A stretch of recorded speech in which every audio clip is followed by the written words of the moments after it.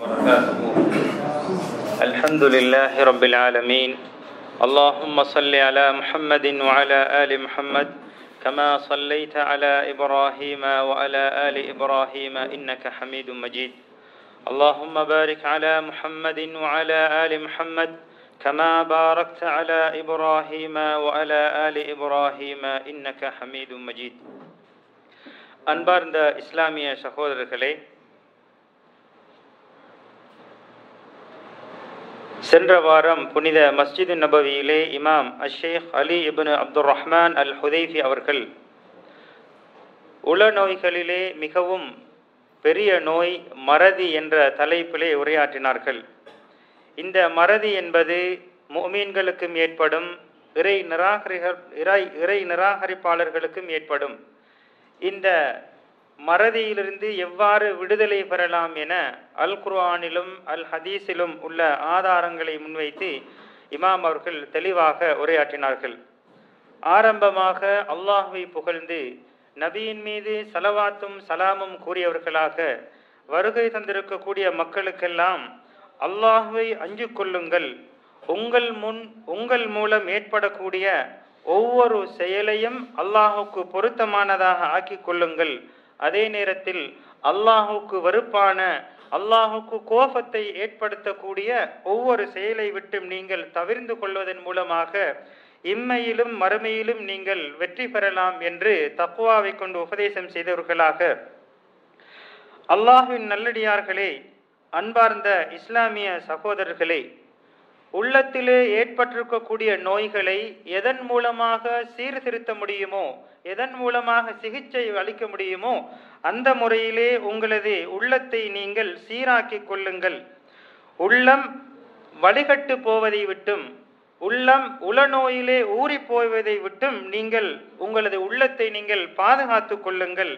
ஏனென்றால் உள்ளம் என்பதுதான் உடல் உறுப்புகளின் அரசனாக இருக்கின்றான். எனவே இந்த அரசனாக இருக்கக்கூடிய இந்த உள்ளம் மிகவும் நேர்த்தியாக, சீரானதாக, நல்ல நிலையிலே இருக்க வேண்டும் என்பதை நீங்கள் நல்ல முறையிலே கவனித்துக் கொள்ள வேண்டும் என்று நபி ஸல்லல்லாஹு அலைஹி வஸல்லம் அவர்கள் கூறிய ஒரு ஹதீஸை மேற்கோள் காட்டி இமாம் அவர்கள் நமக்கு நினைவூட்டினார்கள். நபி அவர்கள் கூறுகின்றார்கள், அறிந்து கொள்ளுங்கள், உங்களது உள்ளத்திலே ஒரு சதைப்பிண்டம் இருக்கின்றது, ஒரு சதை துண்டு இருக்கின்றது. அது சீராகிவிட்டால் உங்களது உடல் முழுவதும் சீராகிவிடும். எப்போது அந்த சதை துண்டு கெட்டுவிடுகின்றதோ உடல் உறுப்புகள் அனைத்தும் கெட்டுவிடும். அதுதான் அலா வஹியல் கல்ப், அதுதான் உள்ளம், இருதயம் என்று நபி ஸல்லல்லாஹு அலைஹி வஸல்லம் அவர்கள் கூறியிருக்கின்றார்கள். உண்மையிலே உள்ளத்திலே ஏற்படக்கூடிய பெரிய நோய்களில் ஒன்றுதான் இந்த மறதியாக இருக்கின்றது. இந்த மறதியின் மூலமாக ஒரு மனிதன் அவனது வாழ்க்கையிலே பெறக்கூடிய ஏராளமான நன்மைகளை இந்த மறதியின் மூலமாக இழந்து விடுகின்றான். அல்லது அவனுடைய மறதிக்கு ஏற்ப எந்த அளவுக்கு அவனது மறதி அவனிடத்தில் ஊறி கிடக்கின்றதோ அந்த அளவுக்கு நன்மைகளை அவன் இலவசமாக, சர்வசாதாரணமாக இழந்து விடுவான் என்று நபி ஸல்லல்லாஹு அலைஹி வஸல்லம் அவர்கள் மேற்கோள் காட்டிய உதாரணத்தை கூறி இமாம் அவர்கள் நமக்கு விளங்கப்படுத்தினார்கள். உண்மையிலே உலகத்திலே இருக்கக்கூடிய ஒவ்வொரு மனிதனுடைய உள்ளத்திலும் இந்த மறதி என்ற நோய் வந்துவிட்டால் உண்மையிலே அந்த மறதியின் மூலமாக அவன் ஏராளமான நன்மைகளை, அவனது வாழ்க்கையிலே முன்னேறக்கூடிய பல வழிமுறைகளை இழந்து விடுவான். இதன் காரணமாகத்தான் இறை நிராகரிப்பாளர்கள், முனாஃபிக்கீன்கள் எல்லாம் அவர்களுடைய உள்ளம் இறந்து போனதின் காரணமாக, அவர்களுடைய உள்ளம் உயிரோட்டம் இல்லாததின் காரணமாக அவர்கள் மறுமையிலே நிரந்தரமாக நரகத்தில் இருப்பார்கள் என்று அல்லாஹ் சுப்ஹானஹு வ தஆலா அல் குர்ஆனிலே பல இடங்களில் கூறியிருப்பதை நாம் உதாரணமாக கொள்ளலாம். அல்லாஹ் சூரா நஹலில் 106வது வசனத்திலும் 107வது வசனத்திலும் கூறுகின்ற போது, எவன் ஒரு மனிதன் இறை விசுவாசத்துக்கு பின்னால் மார்க்கத்தை விட்டு ஓடுகின்றானோ அல்லது மார்க்கத்தை மறுக்கின்றானோ, இறை நிராகரிப்பாளராக மாறுகின்றானோ, அந்த மனிதன் பிறருடைய நிர்பந்தத்தின் காரணமாக அல்லாமல் சுயமாக அவன் மார்க்கத்தை விட்டு விரண்டோடுவான் என்று சொன்னால் ஃபஅலைஹிம் கதபும் மினல்லாஹ், அல்லாஹ்வுடைய கோபம் அவனின் மீது இருக்கும். மேலும் அவனுக்கு கடுமையான வேதனை இருக்கும் என்பதாக அல்லாஹ் சுப்ஹானஹு வ தஆலா அல் குர்ஆனிலே குறிப்பிடுகின்றான். ஆனால் ஈமான் கொண்டவர்கள், இறை விசுவாசம் கொண்டவர்கள் நிர்பந்தத்தின் காரணமாக ஒரு சில வேளை அவருடைய ஈமானை மறைக்க வேண்டிய, அவர்களுடைய ஈமானை பிறருக்கு தெரியாமல் ஒளித்து காட்ட வேண்டிய ஒரு நிலையில் இருந்தால் அவர்களுடைய நிலை அல்லாஹ் சுப்ஹானஹு வ தஆலா அவர்களுக்கு மன்னிப்பு வழங்குவான்.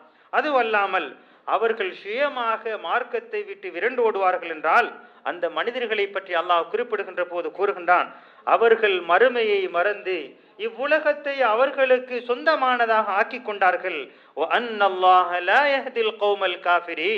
இறை நிராகரிப்பாளர்களுடைய கூட்டத்தை அல்லாஹ் ஒருபோதும் அவர்களுக்கு நேர்வழி காட்ட மாட்டான் என்று கூறிவிட்டு கூறுகின்றான். அந்த மனிதர்கள் தான் மறுமையை மறந்து உலகத்தை நிரந்தரமாக ஆக்கி கொண்டவர்களுடைய உள்ளத்தை பற்றி அல்லாஹ் கூறும்போது கூறுகின்றான், அவர்களுடைய உள்ளத்திலே அல்லாஹ் முத்திரையிட்டு விட்டான். அவர்கள் நல்லவற்றை சிந்திக்க மாட்டார்கள். அவர்களுடைய செவிப்புலன், அவர்களுடைய பார்வை பார்க்கும் சக்தி எல்லாம் முத்திரையிடப்பட்டுவிடும். இவர்கள்தான் உண்மையான மறதியாளர்கள் என்று அல்லாஹ் சுப்ஹானஹு வ தஆலா அல் குர்ஆனிலே குறிப்பிடுகின்றான். இந்த நேரத்திலே ஒரு விடயத்தை நான் உங்களுக்கு ஞாபகமூட்டுகின்றேன். அம்மார் இப்னு யாசிர் ரலியல்லாஹு அன்ஹு அவர்களை குறைஷி காஃபிர்கள் சிறை வைத்து அவர்களை சித்திரவதை செய்கின்ற போது நிர்பந்தமாக அவர்கள் சிலை வணங்கக்கூடிய அந்த குறைஷி காஃபிர்களுடைய சிலை வணக்கத்தை நல்லது என்று கூறக்கூடிய ஒரு நிர்பந்தமான நிலைக்கு இவர்கள் ஆக்கப்பட்டார்கள். அம்மார் இப்னு யாசிர் ரலியல்லாஹு அன்ஹு அவர்கள் அவ்வாறான ஒரு இக்கட்டான நிலைக்கு ஆக்கப்பட்டால் அவர்களுக்கு அல்லாஹ் சுப்ஹானஹு வ தஆலா மன்னிப்பு வழங்குவான் என்பதை இந்த சம்பவத்தின் மூலமாக அல்லாஹ் திருக்குர்ஆன் வசனத்திலே இறக்குகின்றான். நிர்பந்தத்தின் மூலமாக தவிர்க்கப்பட்டவர்கள் என்ற வார்த்தை இவர்களுடைய விடயத்திலே தான் இறக்கப்படுகின்றது.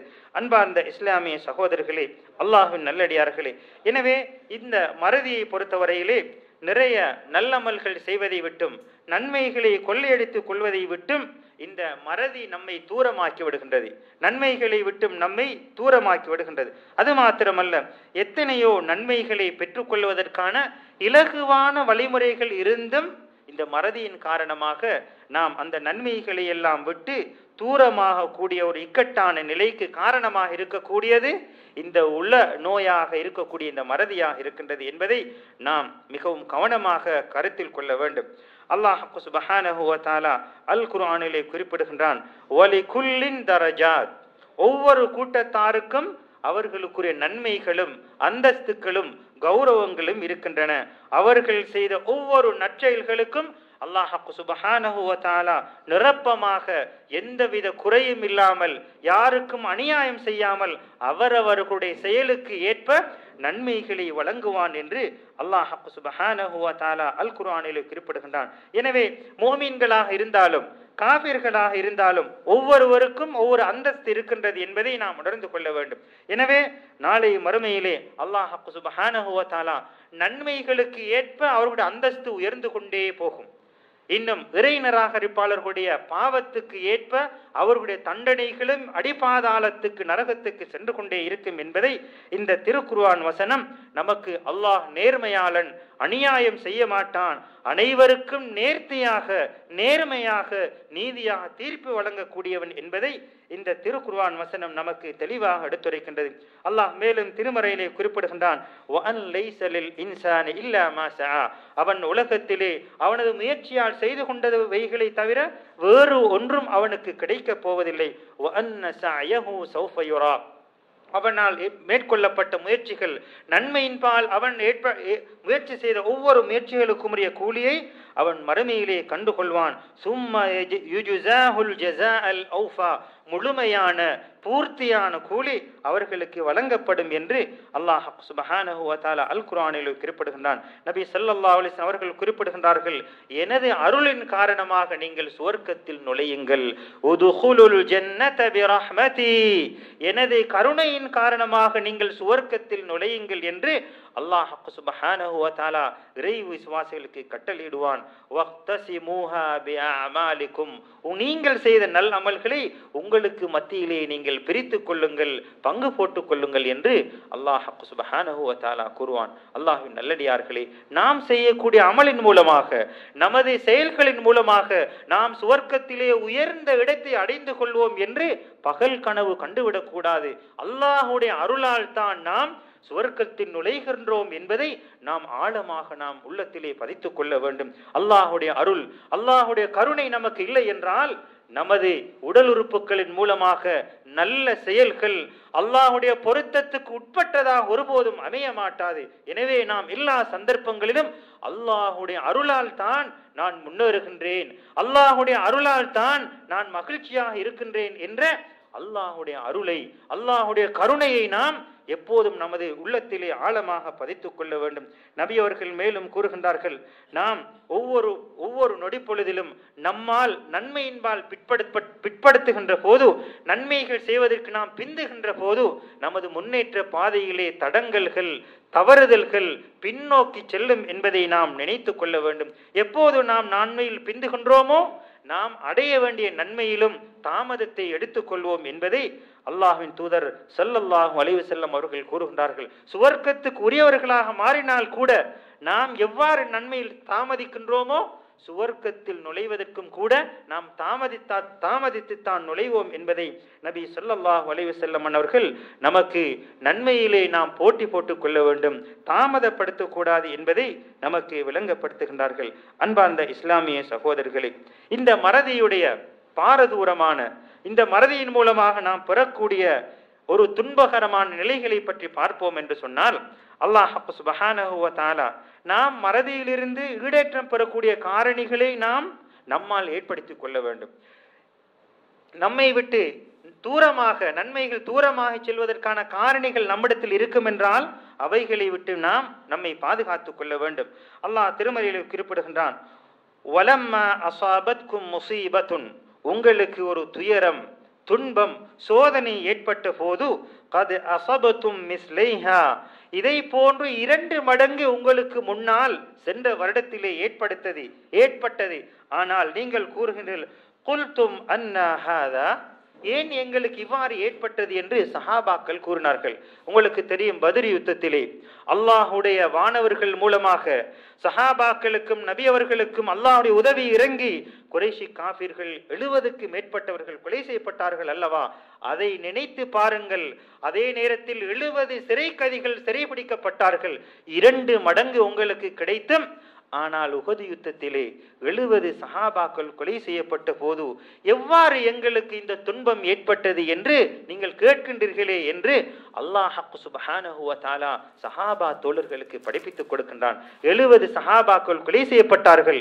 பத்ர் யுத்தத்திலே 70 காபிர்கள் கொலை செய்யப்பட்டு 70 பேர்கள் சிறைபிடிக்கப்பட்டார்கள். இதனை நீங்கள் ஏன் மறந்து விட்டீர்கள் என்று அல்லாஹ் சுப்ஹானஹு வ தஆலா கூறிவிட்டு கூறுகின்றான், குல் ஹுவ மின் இந்தி அன்ஃபுசிக்கும், இந்த துன்பங்கள் துயரங்கள் ஏற்பட்டது உங்களால் தான் என்று அல்லாஹ் சுப்ஹானஹு வ தஆலா கூறிவிட்டு கூறுகின்றான், இன்னல்லாஹ அலா குல்லி ஷைஇன் கதீர், நிச்சயமாக அல்லாஹ் எல்லாவற்றுக்கும் சக்தி உள்ளவன் என்று திருமறையிலே குறிப்பிடுகின்றான். உஹது யுத்தத்திலே நபி அவர்களுடைய அந்த ஜபலுர் ருமாத் என்ற மலையிலே நபி அவர்கள் உருக்கமான உபதேசமிட்டார்கள்.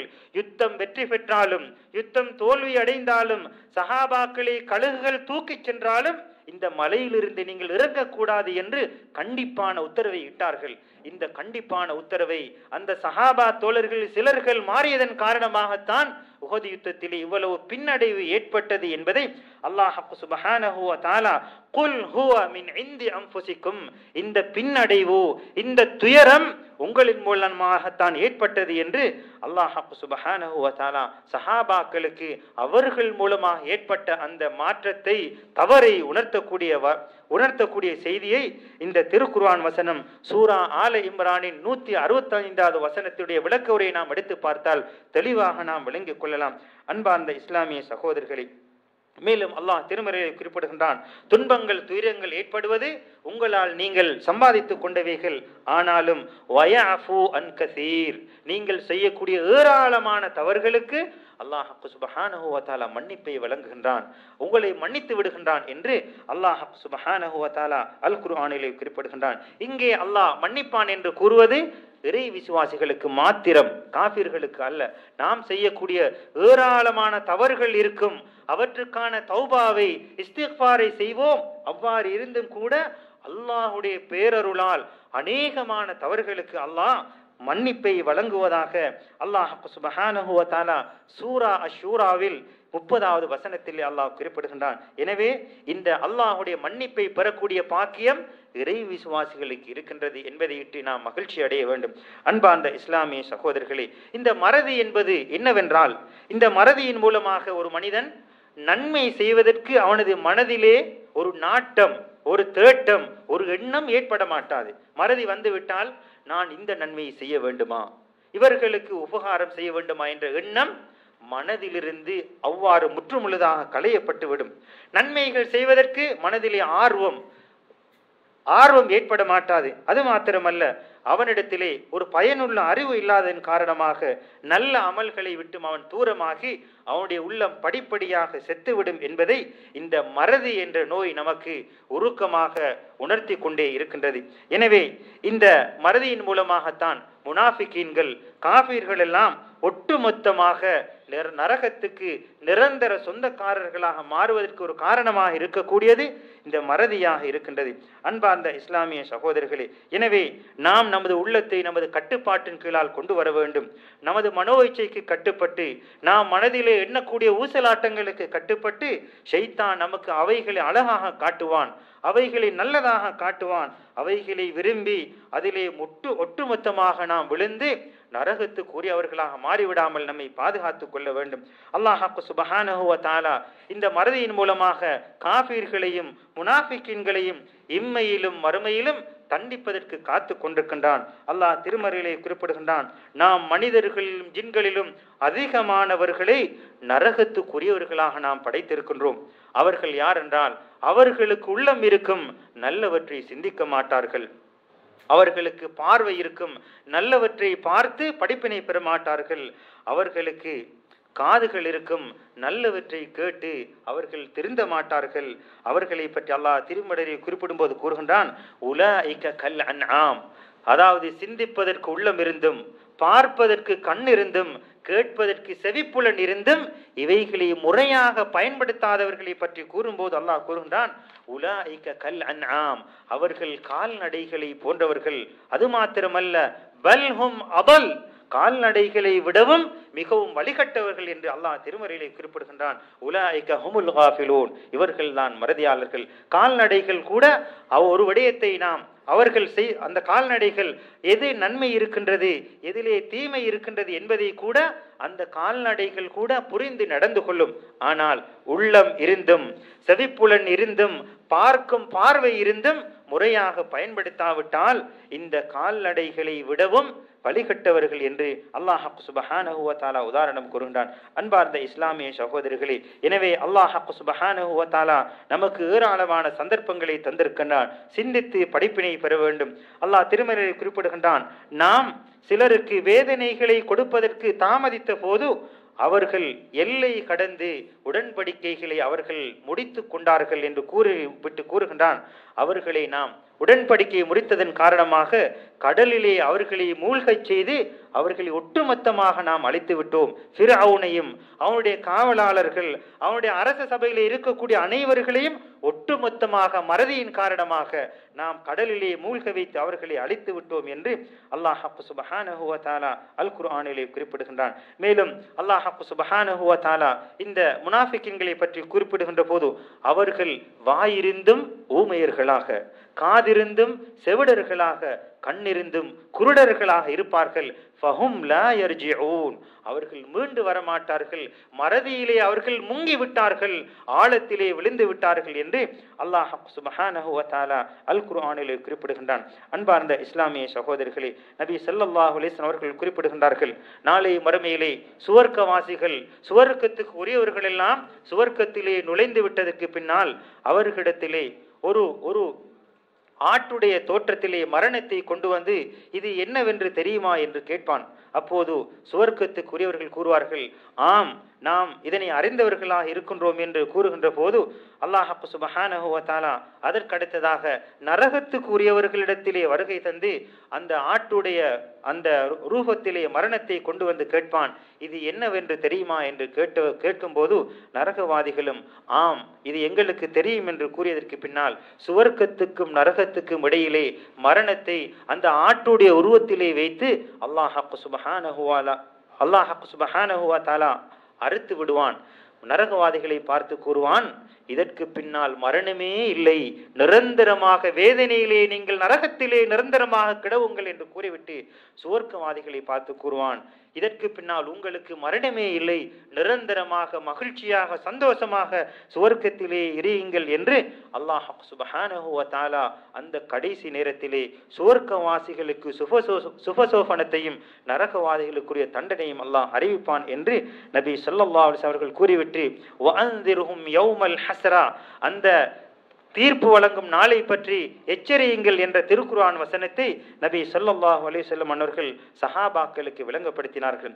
மேலும் ஒரு அறிவிப்பிலே வருகின்ற போது நபி ஸல்லல்லாஹு அலைஹி வஸல்லம் அவர்கள் கூறக்கூடிய ஒரு செய்தியிலே, உண்மையிலே அல்லாஹ் சுப்ஹானஹு வ தஆலா வாழ்வை சுவர்க்கவாதிகளுக்கு கொடுத்திருந்தாலும் அல்லது நரகவாதிகளுக்கு வாழ்வை கொடுத்திருந்தாலும் சுவர்க்கவாதிகளுக்கு கொடுக்கக்கூடிய இன்பத்தின் உச்சகட்டத்தின் காரணமாக அவர்கள் மரித்து விடுவார்கள். நரகவாதிகளுக்கு கொடுக்கக்கூடிய அந்த வேதனையின் உச்சகட்டத்தின் நிலையின் காரணமாக அவர்களும் மரித்து விடுவார்கள். எனவே மகிழ்ச்சிக்கும் ஒரு எல்லை இருக்கின்றது, துன்பத்துக்கும் ஒரு எல்லை இருக்கின்றது. ஆனால் அல்லாஹ் சுப்ஹானஹு வ தஆலா நீதியாளன், அல்லாஹு தஆலா நேர்மையாளன். மகிழ்ச்சியான வாழ்வை சுவர்க்கவாதிகளுக்கும் நரகவாதிகளுக்கு தண்டனையும் அல்லாஹ் வழங்குவான். நிரந்தரமாக அவர்கள் துன்பத்திலும், சுவர்க்கவாதிகள் நிரந்தரமாக நன்மையிலும் சந்தோஷத்திலும் இருப்பார்கள். அன்பார்ந்த இஸ்லாமிய சகோதரர்களே, எனவே இந்த மறதியிலே இருக்கக்கூடிய ஒவ்வொரு மக்களும் மீழ்ச்சி பெற வேண்டும். அந்த மறதியிலிருந்து நினைவுக்கு வந்து தன்னை சீர்திருத்திக் கொள்வதற்கு ஒவ்வொருவரும் முயற்சிக்க வேண்டும். அல்லாஹ் சுப்ஹானஹு வ தஆலா இந்த மறதி முஸ்லிம்கள் மூலமாக எவ்வாறு ஏற்படும் என்பதை பற்றி கூறுகின்ற போது, இந்த மறதியின் மூலமாக இறை விசுவாசிகள் நன்மைகள் பல அடைந்து கொள்வதற்கான சந்தர்ப்பங்களை இழந்து விடுவார்கள். பாவங்களில் தவிர்ந்து கொள்வதற்கான இலகுத்தன்மைகள் இருந்தும் அவைகளிலே தவறுதலாக விழுந்து விடுவார்கள். எனவே இந்த மறதி என்பது ஒரு முஃமினை பொறுத்தவரையிலே மிகவும் பாரதூரமான ஒரு விடயம். இந்த மறதி என்பது மிகவும் பாரதூரமான ஒரு விடயம். இதன் மூலமாக நிறைய துன்பங்களையும் துயரங்களையும் எதிர்கொள்ள வேண்டி வரும் என்பதை நினைத்து இந்த மறதியிலிருந்து விடுபடுவதற்கு ஒவ்வொரு முஃமின்களும் முயற்சிக்க வேண்டும். அல்லாஹ் திருமறையிலே குறிப்பிடுகின்றான், வலா தகூனு கல்லதீன நஸுல்லாஹ், அல்லாஹ்வை மறந்தவர்களை போன்று நீங்கள் ஆகிவிட வேண்டாம். ஃபஅன்சாஹும் அன்ஃபுஸஹும், அல்லாஹ்வை மறந்தவர்கள் அவர்கள் தன்னையும் மறந்து விடுவார்கள். எனவே நீங்கள் அவர்களை போன்று மாறிவிட வேண்டாம் என்று அல்லாஹ் சுப்ஹானஹு வ தஆலா நமக்கு போதிக்கின்றான். எனவே அல்லாஹ் சுப்ஹானஹு வ தஆலாவின் நல்லடியார்களே, அன்பார்ந்த இஸ்லாமிய சகோதரர்களே, இந்த மறதியின் மூலமாக நாம் தௌஹீதுடைய உண்மையான முழுமைத்தன்மையை அறிவதை விட்டும் தூரமாகி விடுவோம். இந்த மறதியின் மூலமாக ஏற்படக்கூடிய தீங்குகளில் முதலாவது தீங்குதான் அல்லாஹ்வை ஓர்முகப்படுத்த வேண்டிய, அல்லாஹ்வை ஒருமைப்படுத்த வேண்டிய விடயத்தை விட்டும் முழுமைப்படுத்தாமல் தூரமாகக்கூடிய ஒரு சந்தர்ப்பம் இந்த மறதியின் மூலமாக ஏற்படும்.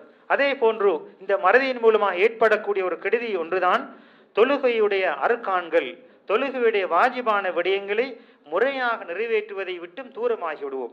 ஒரு சஹாபி தோழர் தொழுகையை நிறைவேற்றுகின்ற போது நபி ஸல்லல்லாஹு அலைஹி அவர்கள் அவரை கூப்பிட்டு கூறினார்கள், இர்ஜி ஃபஸல்லி, நீ திரும்பி தொழுவாயாக, ஃபஇன்னக லம் துஸல்லி, நீ தொழவில்லை என்று ஒரு நபித்தோழரை பார்த்து உபதேசம் செய்கின்றார்கள். காரணம், ஒரு முறை திரும்பி வருகின்றார்கள், இரண்டாவது முறை நபி அவர்கள் அவருக்கு போதிக்கின்றார்கள், நீ தொழவில்லை, மீண்டும் தொழுகையை நிறைவேற்றுவாயாக. மூன்றாவது முறையும் அவருக்கு கூறுகின்றார்கள். காரணம், இந்த மறதியின் மூலமாக ஏற்பட்ட ஒரு நோய் என்பதை நபி அவர்கள் விளங்கப்படுத்துகின்றார்கள். அதே போன்று மறதியின் மூலமாக ஏற்படக்கூடிய ஒரு பாவகரமான ஒரு துன்பகரமான நிலைதான் தொழுகைகளை ஜமாத்துடன் நிறைவேற்றக்கூடிய தன்மையை விட்டும் நம்மை தூரப்படுத்திவிடும். நாளைக்கு தொழலாம், அல்லது இன்னும் சொற்ப நேரத்திலே சென்று நான் தொழுகை நிறைவேற்றலாம் என்ற ஒரு தாமத தன்மை இந்த மறதி ஏற்படும். அதே போன்றுதான் இந்த மறதி ஏற்படுத்தக்கூடிய ஒரு தாக்கம்தான் ஜகாத் கொடுக்கக்கூடிய, உரிய நேரத்தில் கணக்கு பார்த்து நிறைவேற்றக்கூடிய அந்த தன்மையை தூரமாக்கிவிடும். இதன் காரணமாக ஜகாத்தை முறையாக நிறைவேற்றாமல் தாமதத்தை ஏற்படுத்தி அதனை விட்டு தூரமாக்கக்கூடிய ஒரு துன்பகரமான நிலை இந்த மறதியின் மூலமாக ஏற்படும். அதே போன்றுதான் பெற்றோர்களுக்கு துன்புறுத்தல் செய்வது, பெற்றோர்களை நோய்வினை செய்யக்கூடிய ஒரு தன்மையையும் இந்த மறதி நமக்கு ஏற்படுத்திவிடும். மேலும் இந்த மறதி ஏற்படுத்தக்கூடிய ஒரு பாரதூரமான விடயங்களில் ஒன்றுதான் உறவினர்களை விட்டும் தூரமாகி உறவினர்களை பிரிந்து அவர்களை வெறுத்து நடக்கக்கூடிய ஒரு தன்மையையும் இந்த மறதி ஏற்படுத்திவிடும். அதே போன்றுதான் இந்த மறதியின் மூலமாக ஏற்படுத்தக்கூடிய ஒரு பாரதூரமான விடயங்களில் ஒன்றுதான் பிறருக்கு அநியாயம் செய்வதற்கு. பிறருக்கு அநியாயம் நடக்கின்ற போது அதனை தட்டி கேட்காமல், அதனை பார்த்து மனமுருகாமல், கவலைப்படாமல் இருக்கக்கூடிய ஒரு தன்மையையும் இந்த மறதி ஏற்படுத்திவிடும். எனவே அல்லாஹ் பாதுகாக்க வேண்டும். இது போன்ற விடயங்களை விட்டும் நம்மை நாம் பாதுகாத்துக் கொள்ள வேண்டும். எனவே இந்த மறதியை விட்டும் நேரான வழியிலே நேர்த்தியாக செல்வதற்கு என்னென்ன வழிகள் இருக்கின்றது என்பதையும் நபி அவர்கள் நமக்கு விளங்கப்படுத்தி இருக்கின்றார்கள். அதில் ஒன்றுதான் ஜமாஅத்துடன் தொழுகையை நாம் முறையாக நிறைவேற்றுவது, எல்லா சந்தர்ப்பங்களிலும் அல்லாஹ்வை நினைவு கூறுவது, அல் குர்ஆனை ஓதுவது, நல்லவர்களுடன் சேர்ந்திருப்பது, நல்லவர்களுடன் சாலிஹானவர்களுடன் சேர்ந்திருப்பது என்பது இந்த மறதியை விட்டும் நம்மை பாதுகாப்பதற்கு, அல்லாஹ்வை நினைவு கூறுவதற்கு ஒரு காரணமாக இது இருக்கும். அதே போன்று கெட்டவர்களுடன் நாம் கெட்டவர்களுடன் இருந்து அங்கே அவர்களுடன் பேசி தேவையற்ற விடயங்களிலே கூத்தாட்டம் கும்மாளம் அடிப்பதற்கு நாம் அவர்களுடன் ஒருபோதும் கெட்டவர்களுடன் இருந்து விடக்கூடாது என்பதை மிகவும் ஜாக்கிரதையாக இருக்க வேண்டும். இறை விசுவாசிகளை பொறுத்தவரையிலே ஒரு கூட்டத்திலே அவர்கள் இருப்பார்கள், அந்த இடத்திலே மார்க்கத்துக்கு முரணான விஷயங்கள் பேசப்பட்டு விட்டால் அதனை தடுப்பார்கள், அல்லது அந்த இடத்தை விட்டும் தூரமாகி விடுவார்கள். நமது நண்பர்களுக்கு மத்தியிலே நாம் இருக்கின்ற போது நல்ல விஷயங்களை பேசிக்கொண்டே இருப்போம், ஆனால் அந்த நேரத்திலே பிறரை பற்றி குறை கூறக்கூடிய, பிறரை பற்றி பாவமான விடயங்களை பேசக்கூடிய சந்தர்ப்பம் வருகின்ற போது அந்த இடத்தை விட்டு நாம் தூரமாகிவிட வேண்டும், நம்மை பாதுகாத்துக் கொள்ள வேண்டும். அன்பார்ந்த இஸ்லாமிய சகோதரர்களே, கெட்டவர்களுடன் இருப்பதென்பது, கெட்ட நண்பர்களுடன் கூத்தாட்டம் கும்மாட்டம் அடிப்பது என்பது எவ்வாறு என்று சொன்னால், ஒரு கொல்லன், அதாவது அந்த நெருப்பு கணையை அவன் ஆட்டுகின்ற போது எவ்வாறு நாம் அந்த இடத்திலே மிகவும் துன்பகரமாக, அதாவது ஒரு மகிழ்ச்சியற்ற நிலையிலே நெருக்கத்துக்கு உட்பட்டு இருக்குமோ அதே போன்றுதான் கெட்டவர்களுடன் இருப்பது என்பது மிகவும் ஒரு சுமையை சுமந்து மிகவும் ஒரு கஷ்டமான நிலையிலே இருப்பதை போன்றுதான் இருக்கும் என்பதை நபி அவர்கள் நமக்கு உதாரணப்படுத்தி இருக்கின்றார்கள். அதே போன்றுதான் இந்த மறதியை விட்டும் தூரமாவதற்கான ஒரு காரணங்கள் ஒன்றுதான் உலகத்தை நாம் அற்பமாக மதிக்க வேண்டும், அதே போன்று பாவத்தை விட்டு நாம் தூரமாக வேண்டும். இவ்வாறான விடயங்களை நமது வாழ்க்கையை ஏற்படுத்தி கொள்வோம் என்று சொன்னால் இன்ஷா அல்லாஹ் மறதியை விட்டு நாம் தூரமாகுவதற்கு ஒரு காரணமாக இது அமைந்துவிடும். மேலும் நபி ஸல்லல்லாஹு அலைஹி வஸல்லம் அவர்கள் கூறுகின்றார்கள், உண்மையிலே இந்த மறதியை விட்டும், மறதிக்கு விமோசனமாக இருக்கக்கூடிய, மறதியை விட்டும் நம்மை பாதுகாக்கக்கூடிய முக்கியமான விடயங்கள் ஒன்றுதான் மரணத்தை பற்றி நினைவு கூறுவது. உயிருடன் இருக்கக்கூடிய ஒவ்வொருவரும் நான் நாளை மரணிக்க இருக்கின்றேன், எனது உயிர் கைப்பற்றப்படும், மலக்குல் மௌத் எனது உயிரை கைப்பற்றுவார் என்ற எண்ணத்தை நாம் அடிக்கடி நினைப்போம் என்று சொன்னால் நம் மூலமாக இந்த மறதி ஒட்டுமொத்தமாக நம்மை விட்டும் தூரமாகி சென்றுவிடும் என்பதை நபி ஸல்லல்லாஹு அலைஹி வஸல்லம் அவர்கள் கூறுகின்றார்கள். மேலும் கூறுகின்ற போது அக்ஸிரு மின் திக்ரி ஹாதிமில் லஸாத், இன்பங்களை மகிழ்ச்சிகளை துண்டிக்கக்கூடிய மரணத்தை அதிகம் நினைவு கூறுங்கள் என்று நபி ஸல்லல்லாஹு அலைஹி வஸல்லம் அவர்கள் கூறியிருக்கின்றார்கள். எனவே உளநோய்க்கு, உள்ள நோய்களில் இருக்கக்கூடிய இந்த மறதிக்கு அரும் மருந்தாக இருக்கக்கூடிய பெரிய மருந்துதான் பெரிய சிகிச்சை தான் மரணத்தை ஒவ்வொருவரும் நினைவு கூறுவது. இந்த மரணத்தை நினைவு கூறுவோம் என்று சொன்னால் அந்த மறதி என்ற நோயிலிருந்து நாம் பாதுகாக்கப்படுவோம். அல்லாஹ் சுப்ஹானஹு வ தஆலா அல் குர்ஆனிலே குறிப்பிடுகின்றான், ஒவ்வொரு மனிதனும் கடைசி நேரத்திலே, சக்கராத்துடைய நேரத்திலே, மலக்குல் மௌத் உயிரை கைப்பற்றுகின்ற நேரத்திலே அவர்கள் கூறுவார்கள், கால ரப்பிர்ஜிஊன், யா அல்லாஹ் என்னை சொற்ப நேரம் பிற்படுத்துவாயாக, நான் விட்டு வந்த வேலைகளை முழுமைப்படுத்தி வருகின்றேன் என்று ஒவ்வொரு மனிதனும் கடைசி நேரத்திலே கூறுவான். லஅல்லி அஅமலு ஸாலிஹா ஃபீமா தரக்து, நான் விட்டு வந்தவைகளை, எனது செல்வங்கள், எனது அறிவுகள், எனது அரசாட்சிகளை எல்லாம் முறையாக முழுமைப்படுத்தி விட்டு வருகின்றேன், அதற்காக கொஞ்ச நேரத்தை நீ பிற்படுத்துவாயாக என்று ஒவ்வொரு மனிதனும் வேண்டுவான். ஆனால் வெறுமனே அது ஒரு வார்த்தையாகத்தான் இருக்கும். ஒரு நொடி பொழுதேனும் மரணம், அதாவது மறுமையினால் வரும் வரை, மரணத்துக்கு பின்னால் இருக்கக்கூடிய அந்த நிலையிலிருந்து மீண்டு வருவதற்கான சந்தர்ப்பத்தை அல்லாஹ் சுப்ஹானஹு வ தஆலா யாருக்கும் வழங்க மாட்டான் என்பதை சூரா அல் முஃமினூன் 100வது வசனத்திலே அல்லாஹ் சுப்ஹானஹு வ தஆலா தெளிவாக நமக்கு எடுத்துக் கூறுகின்றான். அன்பார்ந்த இஸ்லாமிய சகோதரர்களே, எனவே நமது வாழ்வு ஒவ்வொரு நிமிடமும் நம்மை விட்டு சென்று கொண்டே இருக்கின்றன. எனவே இருக்கக்கூடிய ஒவ்வொரு நொடி பொழுதையும் அல்லாஹுக்கு கட்டுப்பட்டு நடக்கக்கூடியதாக, அல்லாஹுக்கு மாற்றமான எல்லா விதமான பாவங்களையும் தவிர்ந்து கொள்ளக்கூடிய சந்தர்ப்பத்தை நாம் ஒவ்வொருவரும் நமது உடல் உறுப்புகளுக்கு பழக்கத்தை கொடுக்க வேண்டும். எனவே வல்லவன் அல்லாஹ் சுப்ஹானஹு வ தஆலா இந்த உளநோயாக இருக்கக்கூடிய மறதியை விட்டும் நம்மை பாதுகாத்து இந்த உளநோயிலிருந்து சிகிச்சை பெறக்கூடிய முழுமையான விடயங்களை பயன்படுத்தி சிகிச்சை பெற்று அல்லாஹ்வை நினைவு கூறக்கூடிய நன்மக்களாக அல்லாஹ் சுப்ஹானஹு வ தஆலா நம் அனைவர்களையும் ஆக்கி அருள் புரிவானாக. ஆமீன். வ ஆகிரு தஅவானா